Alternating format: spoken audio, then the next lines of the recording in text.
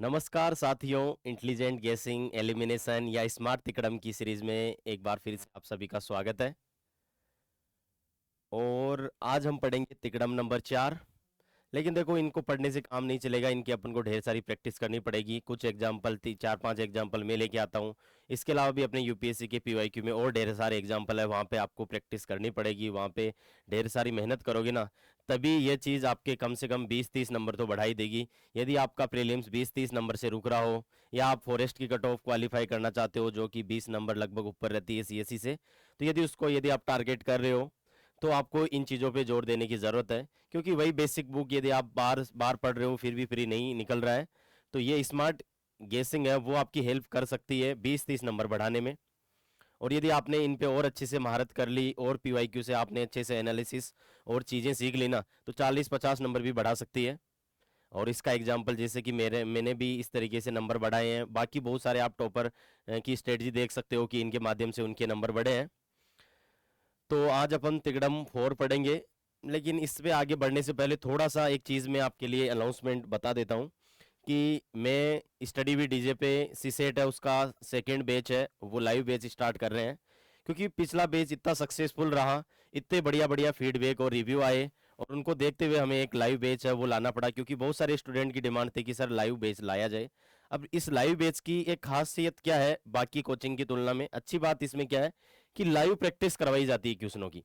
आपको एक एक दो दो मिनट का टाइम देके आपसे खुद से क्वेश्चन सोल्व करवाए जाते हैं। और वही कमी रहती है, उसकी वजह से इसी सेट बहुत सारी स्टूडेंट का रुकता है, स्पेशली हिंदी मीडियम के। और पीवाईक्यू करवाए जाते हैं, करीबन 10-15 साल के यूपीएससी के पीवाईक्यू वो करवाए जाते हैं। कहीं पे भी किसी भी क्वेश्चन में आपको डाउट आता है तो उसको क्लियर किया जाता है। इसके अलावा कॉन्सेप्ट ट्रिक्स, तो ये आपके लिए वन स्टॉप सॉल्यूशन हो सकता है। और इसमें इसके अलावा आपको कहीं पे भी कोई दूसरी बुक, कोई दूसरे क्वेश्चंस या वीडियो या टेस्ट सीरीज कुछ नहीं करना पड़ेगा, सब चीज़ इसी में शामिल है। तो आप देख सकते हो। ज़्यादा टाइम खराब नहीं करते हैं, आज अपन अपनी तिकड़म 4 की बात करते हैं। तिकड़म 4 का नाम है इटमोलॉजी, या इसको दूसरे वर्ड में कहा जाए तो वर्ड या फ्रेज का अपन डीकंस्ट्रक्शन करेंगे। इटमोलॉजी का मतलब होता है कि अपन जो वर्ड दिया हुआ है, क्वेश्चन आया आता है कि ये किससे संबंधित है, वन वर्ड वाला क्वेश्चन है। और वन वर्ड वाले क्वेश्चन बहुत ज्यादा डिफिकल्ट होते हैं, क्योंकि जो स्टेटमेंट वाले जो क्वेश्चन रहते थे उसमें क्या होता था कि अपन कहीं ना कहीं एक्सट्रीम वर्ड को काटेंगे, कहीं ना कहीं डाटा अफेक्ट है यदि वहां पे स्वेप किया गया है या ट्रेप किया गया है, तो वहां से अपन आइडेंटिफाई कर लेते हैं। लेकिन वन वर्ड वाले क्वेश्चन रहते हैं ना, वो थोड़े से ट्रिकी होते हैं, डिफिकल्ट होते हैं, क्योंकि आता है तो आता है, नहीं आता है तो नहीं आता है। तो इसके लिए भी हमारे का थोड़ा दिमाग चलना चाहिए कि अपन कुछ क्वेश्चन सही कर पाए। एक आधा गलत भी हो जाएगा तो कोई प्रॉब्लम नहीं, लेकिन इससे अपना नेट नंबर है वो 20-30 बढ़ सकता है। मतलब इस एक चीज से नहीं, लेकिन यही तिकड़म से बढ़ सकता है। तो उसमें ही इटमेलॉजी का मतलब है कि जो भी क्वेश्चन में वर्ड दिया है ना, उसको आप ब्रेक डाउन करो। देखो, किसी का भी नाम है, बहुत बार बहुत सारे केस में ऐसे होता है कि ऐसे रेंडमली नाम नहीं रखा जाता। किसी भी चीज का नाम रखा जाता है ना, तो उसके पीछे कुछ ना कुछ लॉजिक होते हैं। जैसे बहुत सारे स्टूडेंट के नाम है वो इस तरीके से रखे जाते हैं कि कुछ फीचर के हिसाब से, या किसी बुक का नाम उस हिसाब से रखा जाता है। या फिर अपन ये भी देखते हैं कि एक एक, जैसे 5 वर्ड का कोई चीज है, कोई वस्तु है या कोई भी चीज है, तो उसके एक एक वर्ड लेके फिर उसका कोड बना के फिर उसका नाम रखा जाता है। ज्यादातर आपने गवर्नमेंट की स्कीम में देखा होगा। तो ऐसे रेंडमली चीजें नहीं रखी जाती, बहुत सारे केस में ऐसे होता है कि उस नाम के पीछे कुछ ना कुछ लॉजिक होता है। थोड़ा एग्जाम्पल से मैं आपको बता देता हूं।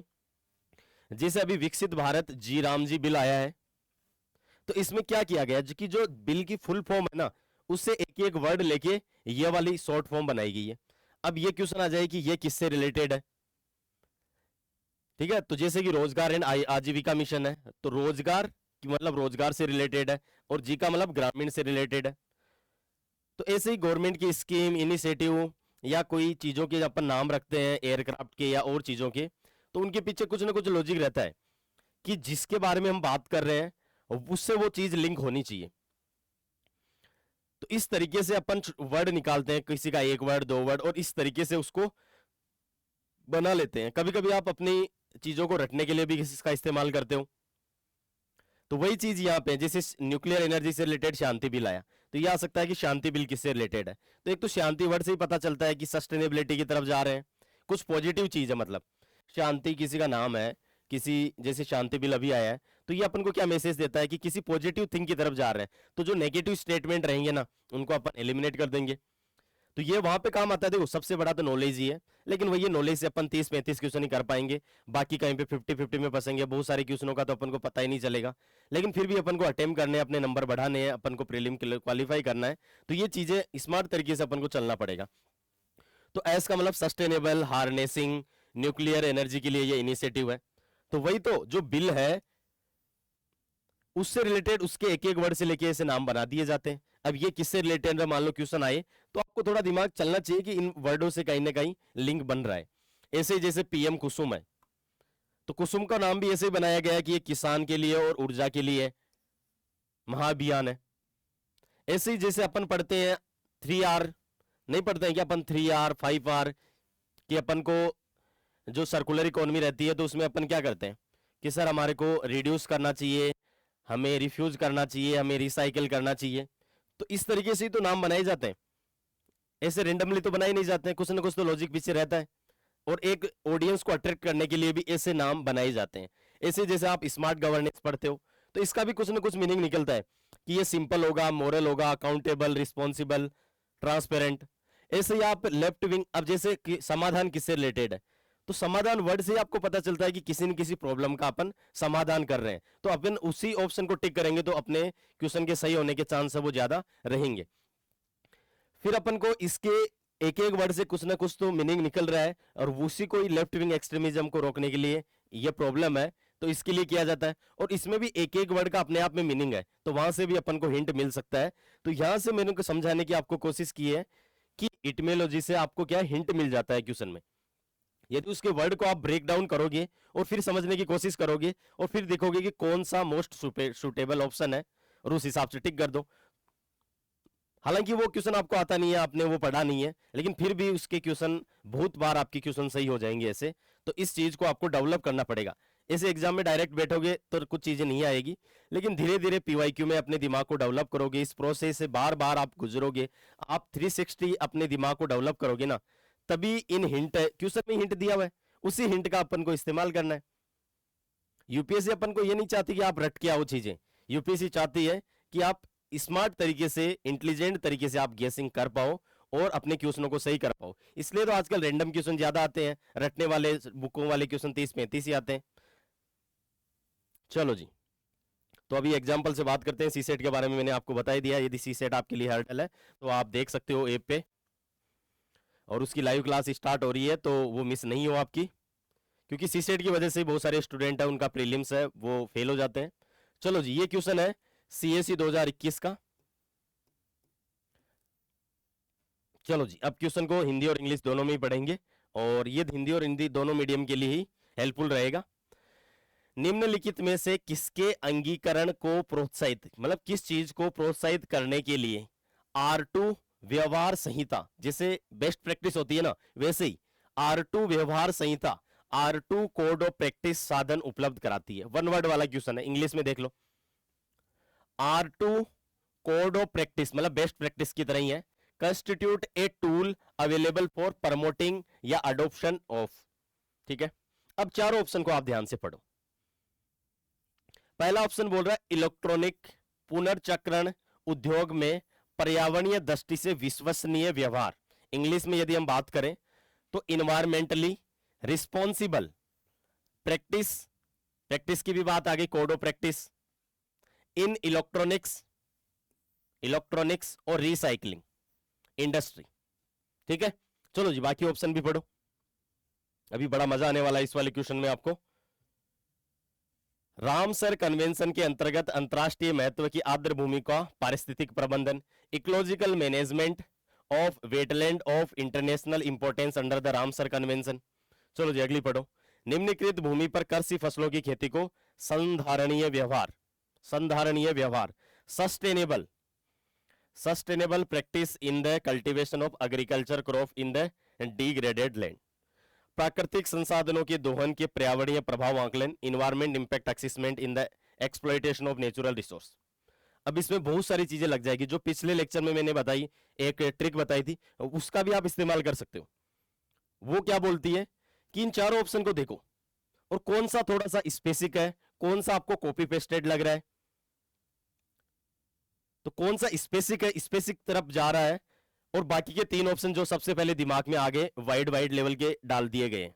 तो आराम से आपको पता चल गया होगा कि इसमें इलेक्ट्रॉनिक सेक्टर की बात चल रही है। यहाँ पे रामसर साइट फेंक दिया, यहाँ पे इन्वायरमेंट इंपैक्ट असेसमेंट, यहाँ पे एग्रीकल्चर क्रॉप, ब्रॉड ब्रॉड चीजें फेंक दी जो उसके दिमाग में सबसे पहले आई, ताकि कोई भी इस चीज पे ऑब्जेक्शन कर नहीं सके। तो यहाँ पे भी आप सही कर सकते हो। एक दूसरा तरीका जो मैं इसमें समझाना चाहता हूं वो क्या है कि यहाँ पे आपको देखो किसी का भी नाम रेंडमली तो पढ़ा नहीं, R2 देखो।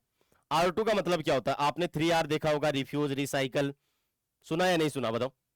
तो वहां से आप देखो कि कहीं ना कहीं R2 से ही उसका नाम बनाया गया होगा। R2 का मतलब क्या हो गया कि 2R उसमें होने चाहिए। अब 2R कहां किस में दिख रहे हैं कि सर देखो इसमें रिस्पॉन्सिबल और यहाँ पे रिसाइकलिंग, 2R दिख गए या नहीं दिखे। बस यही स्मार्ट या इंटेलिजेंट गेसिंग आपको करनी होती है, और ये चीज सीधे सीधे आपके 2 नंबर बढ़ा सकती है। आपको पढ़ा नहीं पढ़ा, आपने सुना नहीं सुना, आपको याद रहा नहीं रहा, फिर भी स्मार्ट तरीके से इस क्वेश्चन को आपने सोल्व कर लिया। बहुत सारे उस एक क्वेश्चन के लिए एक पूरी बुक पढ़ रहे हैं, जबकि स्मार्ट जो स्टूडेंट रहते हैं ना वो इस तरीके से क्वेश्चनों को सोल्व करते हैं। तो आपको ये दिमाग डेवलप करना पड़ेगा, एक दिन में नहीं आने वाला। चलो जी, और देखो इसमें प्रैक्टिस की बात की चल रही है। दूसरा यही इमर्जिंग इशू भी चल रहा है इलेक्ट्रॉनिक सेक्टर में, उससे वेस्ट की प्रॉब्लम बहुत बड़ी है, तो एक इमर्जिंग इशू भी है ये। तो उसको टैकल करने के लिए बेस्ट प्रैक्टिस या कोड ऑफ प्रैक्टिस की बात चल रही है। तो यहाँ पे देखो ये प्रैक्टिस और इसमें भी प्रैक्टिस, बाकी कहीं पे दिख रहा है इसे। तो इतने हिंट यूपीएससी देखो इस क्वेश्चन में आपको कितने हिंट प्रोवाइड कर दिए यूपीएससी ने। तो कोई से भी तो हिंट का आपका इस्तेमाल करके क्वेश्चन को तो सही करो। चलो जी अगला क्वेश्चन देखते हैं। तो आई थिंक आपको ये चीज समझ में आ गई होगी कि एटिमोलॉजी क्या होती है, किस तरीके से वर्ड को अपन ब्रेक डाउन करके अपने ऑप्शन है कौन सा मोस्ट सुटेबल ऑप्शन है उसको पहचान सकते हैं। जी ये 2023 का सबसे टफ पेपर आया था, आपको पता ही है, सीएसई 2023 का, जिसकी कट ऑफ 75 गई थी। उसमें ये इस्तेमाल कैसे होने वाला है ये देखते हैं। एरियल मेटा जीनोमिक्स निम्नलिखित में से किस एक स्थिति को सबसे सही निर्दिष्ट करता है। Aerial, meta, genomics, best refer to which one of the following situation. ठीक है, सबसे पहले आप इस वर्ड को देख लो। एरियल, एरियल का मतलब हवा में, एरियल तो हवाई होती है। मेटा का मतलब क्या होता है, कोई लार्ज क्वांटिटी है उसको दिखाता है मेटा। ठीक है, लार्ज क्वांटिटी। ठीक है, जीनोमिक्स का मतलब, जीनोमिक्स तो आप जानते ही हो, डीएनए आरएनए इनकी बातें चल रही है। डीएनए आरएनए जीन जो भी चीजें हैं,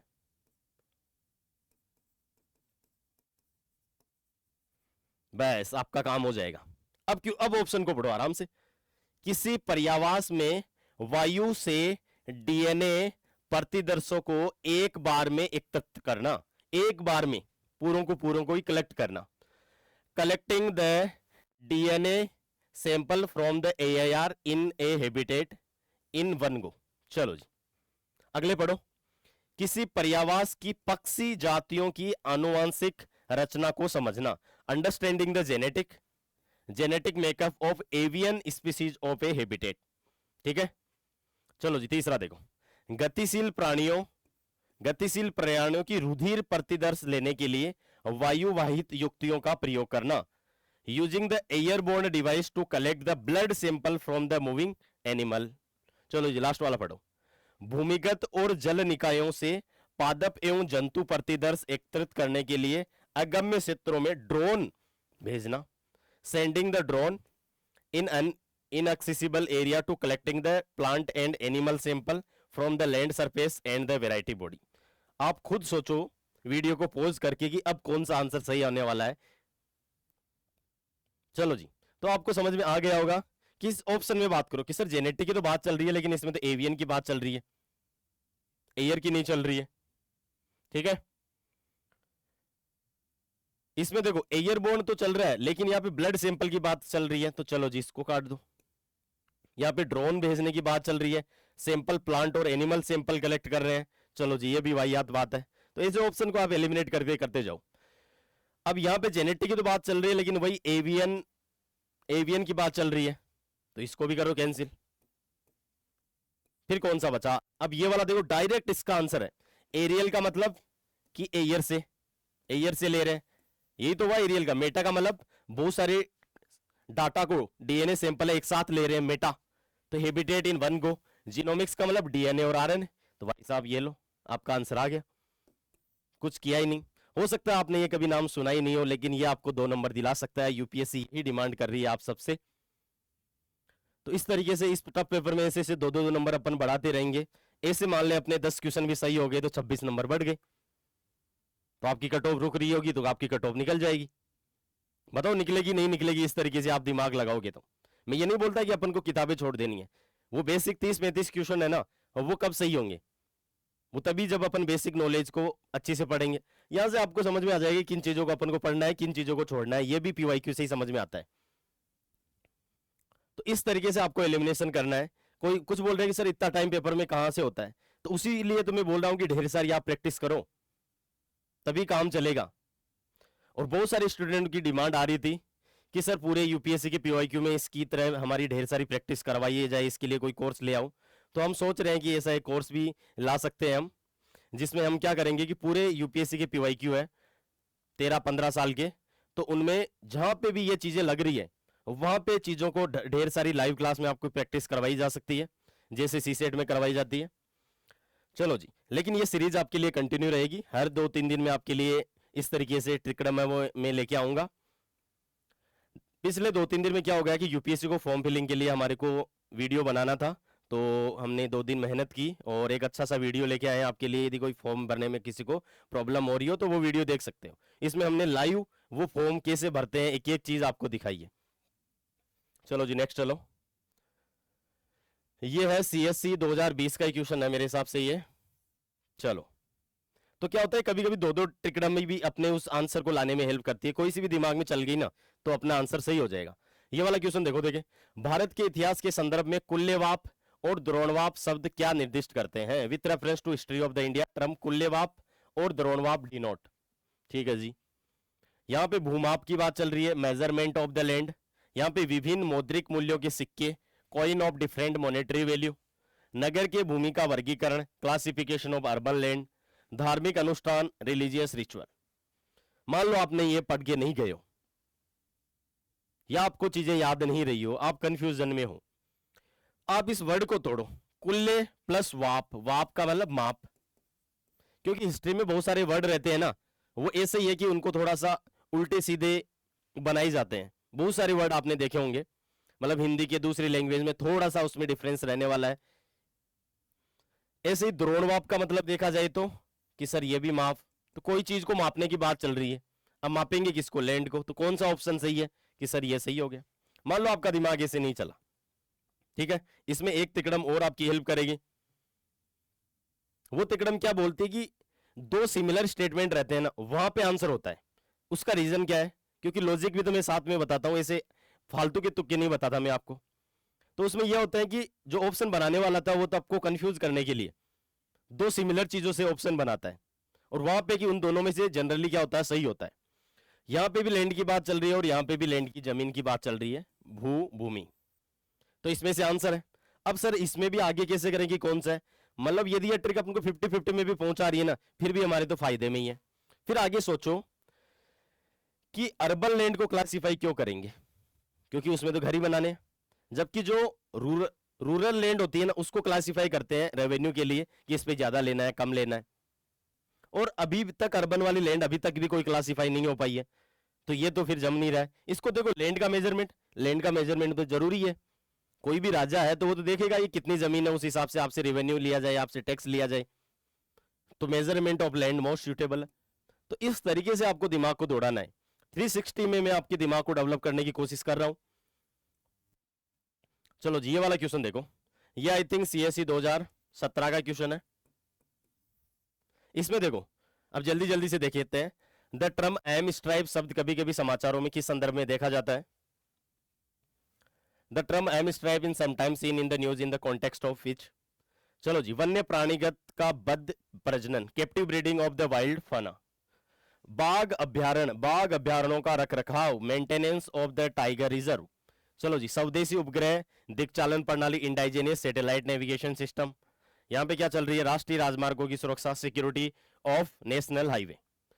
आपको पता है, देखो ऐसे रैंडम क्वेश्चन होते हैं ना जिनमें कुछ भी नहीं आ रहा है, लेकिन इस वर्ड को सोचो कि ये कौन से ऑप्शन से ज्यादा लिंक होता है। कि sir I am stripe, stripe का मतलब क्या होती है? धारियां। धारियां किसकी होती है? टाइगर की होती है। तो किसी भी चीज का नाम रखा जाता है ना, तो इस तरीके से उस नाम को बहुत बार कोशिश की जाती है गवर्नमेंट की कि उसको नाम को ऐसे बनाया जाए कि उससे थोड़ा सा हिंट मिले कि ये किसके बारे में है। तो यहाँ से स्ट्राइप इसलिए तो बनाया गया है कि इससे हिंट मिले कि ये टाइगर के बारे में है या इस तरीके की चीजों के बारे में। तो ये एक ऑप्शन है, सीधा सही हो जाएगा। आप खुद देखो आई एम स्ट्राइप की फुल फॉर्म क्या है। एम का मतलब, तो देखो जब भी कोई बड़ा नाम होता है ना, उनमें से एक एक दो दो वर्ड बना के एक छोटा नाम बना दिया जाता है, और वो नाम ऐसा बनाया जाता है कि वो किस चीज के लिए बना है वो थोड़ा सा उधर टारगेटेड रहता है। बहुत बार ऐसा देखा गया है गवर्नमेंट की स्कीमों में, देख लो आप। तो monitoring system for the tiger intensive protection ecology, तो यहां से एम ले लिया, यहाँ पे एस ले लिया, यहाँ से टी आर ले लिया, या आई ले लिया, पी ले लिया, ई ले लिया और एस ले लिया, तो सीधे 2 नंबर आपको मिल जाएंगे। अदरवाइज आप किताबों के पीछे भागते रहोगे, इस किताब से आया तो ये पढ़ लूं वो पढ़ लूं। चलो जी, ये भी सीएससी 2016 का क्वेश्चन है। हाल ही में देखो, यदि नॉलेज से आपका डायरेक्ट क्वेश्चन हो रहा है तो सीधा टिक लगाओ, पर उससे ज्यादा होने वाले नहीं है। हाल ही में the man who knew the infinity शीर्षक वाली चलचित्र किसके जीवन चरित्र पर आधारित है? ए रिसेंट मूवी जिसका नाम है the man who knew the infinity, यहाँ पे हिंट है, is based on the biography of, यहाँ पे एस रामानुजन है, एस चंद्रशेखर है, एस एन बोस है और सीवी रमन है। अब यहाँ पे देखो, मान लो कुछ भी नहीं आता है, फिर भी आपको करना है ना, तो थोड़ा सा दिमाग लगा के तुक्का लगाया करो। तो सर इन्फिनिटी है, इन्फिनिटी किसमें? मैथ की बात चल रही है, और मैथ कौन है इनमें से? मैथमेटिशियन कौन है सबसे ज्यादा फेमस? कि सर रामानुजन है, लगा दो जी टिक। ठीक है, 5 सही होंगे, 2 गलत हो जाएंगे, फिर भी कितने नंबर अपने बढ़ जाएंगे। इस तरीके से ही नंबर बढ़ाने हैं। एक क्वेश्चन और देख लेते हैं, ये आई थिंक सीएससी 2016 का ही क्वेश्चन है। चलो जी, आईएनएस अस्त्रधारिणी का जिसका हाल ही के समाचारों में उल्लेख हुआ है, निम्नलिखित में कौन सा इसका वर्णन करता है? Which one of the following is the best describe INS Astradharini that is in the news recently? उभयचर युद्धपोत, एम्फीबियस वारशिप, नाभिकीय शक्ति चालित पनडुब्बी, nuclear power submarine, torpedo promotion and पुनर्प्राप्ति जलयान, torpedo launch and recovery vessel, नाभिकीय शक्ति चलित विमान वाहक, न्यूक्लियर पावर्ड एयरक्राफ्ट कैरियर। आपको इस वर्ड को तोड़ना है। आईएनएस का क्या है? कि इंडियन नेवल शिप, नेवल की बात चल रही है, ठीक है, शिप। और इधर क्या चल रहा है सर? अस्त्र प्लस धारिणी, अस्त्र, अस्त्र धारिणी, जिनको फेंक के चलाए जाते हैं। तो उन अस्त्रों को, उन वेपन को धारण करने वाली कोई चीज है, ये वेपन को धारण करने वाली, तो वो कौन सी है? तो अब इनमें से देखते जाओ कि सर ये शिप तो है, लेकिन इसमें बात चल रही है कि वारफेयर शिप, जो कि ट्रूप को ले जाएगी, तो ऐसे काट दो। यहाँ पे विसल की बात चल रही है, तो ये नवल विसल ही तो हो गई। ठीक है, torpedo launch and recovery vessel, तो टॉर्पीडो लॉन्च क्या होते हैं? कि जब अपन को एक्सपेरिमेंट करना होता है, तो उस पे जो वेपन है वो वहां से छोड़े जाते हैं, तो वो वेपन को कैरियर करने वाला है, तो यहाँ से ये टिक लग जाएगा। यहाँ पे एयरक्राफ्ट कैरियर की बात चल रही है, जो कि फ्लोटिंग एयरबेस होते हैं। यहाँ पे न्यूक्लियर पावर सबमरीन की बात चल रही है, जो जिसका रोल रहता है कि अटैक करना। तो यहां से अपन को हिंट मिला है, हालांकि ये थोड़ा सा टफ है आपके लिए, लेकिन यदि अपन को क्वेश्चन को टिक लगाना है तो कुछ ना कुछ यहां से हिंट आपको लेना पड़ेगा। अस्त्र प्लस धारिणी, ऐसे और भी यूपीएससी में पीवाईक्यू में आपके बहुत सारे क्वेश्चन है, तो उनकी आपको प्रैक्टिस करनी है। लेकिन वही बहुत सारे स्टूडेंट बोल रहे हैं कि सर आप लाइव क्लास में प्रैक्टिस कराओ, जैसे सीसेट की क्लास में कराते हो, तो इसलिए इस पे एक लाइव बैच आ सकता है। यदि आपको भी ऐसा कोर्स चाहिए जिसमें पूरे एक एक जो रूल है, नियम है, उसमें जितने भी 10-15 साल में क्वेश्चन आए हैं वो सभी, अब यहाँ तो इतना ही टाइम है कि ये 4-5 ही क्वेश्चन आप ला पाते हैं, उसमें पूरे जितने भी इस पे क्वेश्चन बन रहे हैं, सभी ट्रिकों को पूरों की ढेर सारी प्रैक्टिस करवाई जाएगी, और स्मार्ट तरीके से उसमें यह भी बताया जाएगा कि किस तरीके से चीजों को पढ़ना है। हर चीज रटनी नहीं होती है। यूपीएससी के पीवाईक्यू से अपन को पता चल जाता है कि कहाँ यूपीएससी ट्रैप करती है, कौन से स्टेटमेंट को अपन से ढंग से पढ़ना है, कौन से ऐसे जेनेरिक स्टेटमेंट है जिनको अपन वहीं पे पहचान लेंगे कि सही है या गलत है, क्योंकि आंसर तो आपके सामने होता है प्रीलिम्स में, आपको तो यही पहचानना होता है कि कौन सा सही है और कौन सा गलत है। तो इसी के साथ एंड करते हैं इसको, और अगले वीडियो में फिर मिलते हैं। ये सीरीज कंटिन्यू रहेगी, हर 2-2 3-3 दिन पे एक एक तिकड़ा में वो लाते रहेंगे, और यदि आप खुद से प्रैक्टिस कर सकते हो तो ढेर सारी प्रैक्टिस करो, तभी आपके क्वेश्चन सही होने वाले हैं।